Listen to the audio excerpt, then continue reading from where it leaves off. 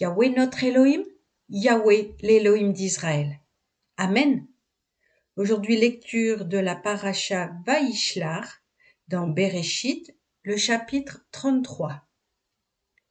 Yaakov, levant les yeux, aperçut Ésaü, qui venait accompagné de 400 hommes. Il répartit les enfants entre Léa, Rachel et les 2 servantes. Il plaça les servantes avec leurs enfants au premier rang, Léa et ses enfants derrière, Rachel et Yosef les derniers. Pour lui, il prit les devants et se prosterna contre terre 7 fois avant d'aborder son frère. Ésaü courut à sa rencontre, l'embrassa, se jeta à son cou et le baisa, et ils pleurèrent.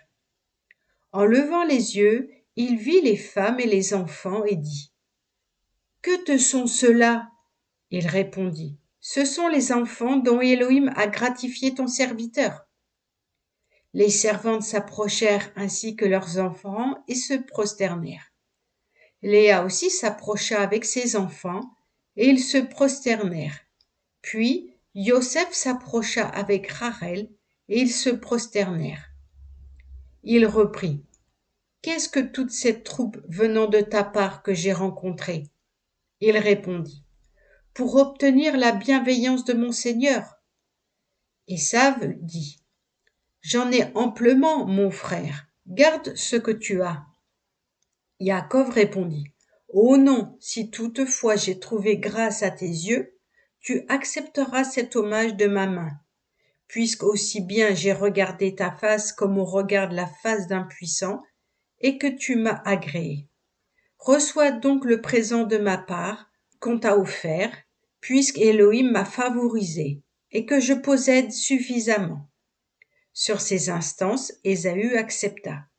Il dit : « Partons et marchons ensemble. Je me conformerai à ton pas. » Il lui dit : « Mon Seigneur sait que les enfants sont délicats, que ce menu et ce gros bétail qui allait exigent mes soins. Si on le surmène un seul jour, tout le jeune bétail périra. Que mon Seigneur veuille passer devant son serviteur. Moi je cheminerai à ma commodité selon le pas de la suite qui m'accompagne et selon le pas des enfants, jusqu'à ce que je rejoigne mon Seigneur à Séhir. » Ésaü dit : « Je veux alors te faire escorter par une partie de mes hommes. » Il répondit : « À quoi bon ? Je voudrais trouver grâce aux yeux de mon Seigneur. » Ce jour même, Ésaü reprit le chemin de Séhir. Quant à Yaakov, il se dirigea vers Sukkot. Il s'y bâtit une demeure, et pour son bétail il fit des enclos. C'est pourquoi l'on appela cet endroit Sukkot. Yaakov arriva ensuite à Salem, ville de Sichem, dans le pays de Canaan, à son retour du territoire d'Aram, et il se fixa à l'entrée de cette ville.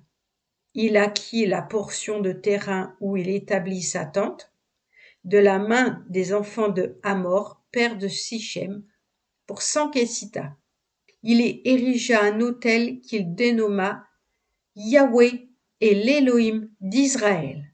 Amen.